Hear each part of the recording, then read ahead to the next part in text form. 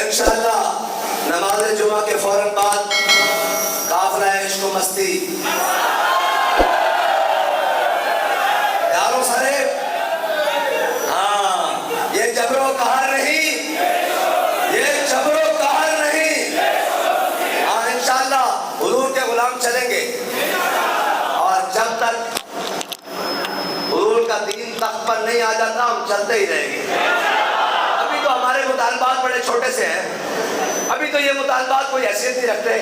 हमें 100 बार भी जाना पड़ा हम 100 बार भी जाएंगे, 1000 बार जाना पड़ा हम 1000 बार जाएंगे। और हम महमूद गजनवी के वारिस हैं।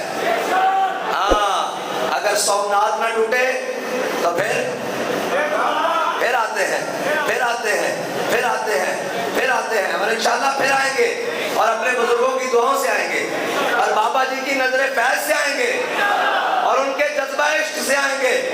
जब तक आलम कुफ्र के टूट कर और इसका निजाम पाश नहीं हो जाता उस वक्त तक इंशाअल्लाह, जब तक हुजूर का दीन तख्त पर नहीं आ जाता उस वक्त तक आराम से नहीं बैठेंगे इंशाअल्लाह।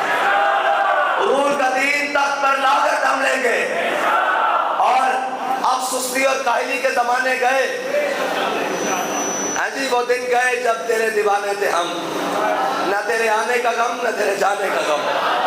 हाँ अब हुजूर का दीन लाना है और तख्त पर लाना है इंशाअल्लाह। सारे तैयार हो गए?